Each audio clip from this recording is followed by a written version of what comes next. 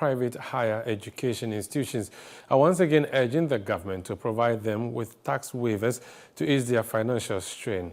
They are also urgently appealing to the government to deploy teachers trained by private colleges of education, particularly focusing on under-reserved rural areas where their expertise is highly sought after. Our Middle Belt Bureau Chief is Edward Opomafo, and he has more in this report. Over the years, private educational institutions have continuously voiced their concerns over what they perceive as excessive taxation, which has significantly hampered their operations. They firmly advocate for government intervention to alleviate their financial burden. The taxes on private sector is enormous, and even though I agree it is needed to build a country, they are still overwhelming. As an institution, as a private sector, we have to pay, first of all, 25% on every school fees received. Now, the interesting thing is that this is even calculated just per the number of students we have. So if our students who are underserved, and as of even last year, we had over 1,000 of them who couldn't even pay their fees. Meanwhile, I have to pay taxes on these 1,000 who have not even paid their fees. So, truth be said, education is the bedrock of every developed country. And if Ghana is to lift our education level, as the Minister of Education would say, we need to move at gross tertiary enrollment ratio.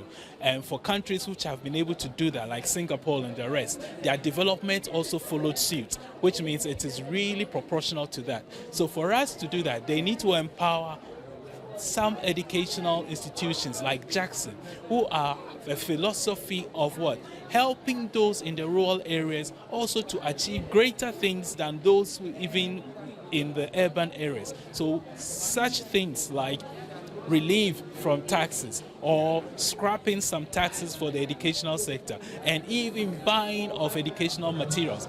Now we are using technology, and every technological import attracts loads of taxes. I ordered some books.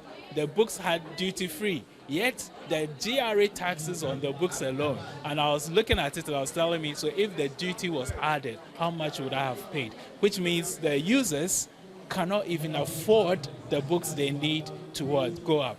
Paper has gone up, everything has gone up because of taxes. So they need to look at how taxes can be incorporated or managed, compensated, a compromise, so that growth is needed, because look at our roads, growth is needed. But then we shouldn't be punitive on the private sector. Jackson College of Education, a renowned private educational institution that has been producing skilled educators for many years, stands to benefit greatly if government assigns their graduates. The college firmly believes that this step will effectively address numerous educational challenges, particularly in rural communities. What the government can do to help our institution is to post our students, because the aim is for them to go to the hinterland to go and help the needy children. So that is my number one desire from the government. These statements were articulated during a scholarship program organized by Jackson Educational Complex and its partners, where 250 underprivileged students in rural areas were granted scholarships. Such support has been instrumental in ensuring that these individuals can pursue their educational ambitions without significant financial obstacles. To continue aiding students in remote regions of Ghana, the institution is actively seeking support from corporate bodies and the wider public to expand its assistance to more students in need. 250 is less than a percentage of the number of students we have. So that means there are still, because 80% of our students are from the rural areas.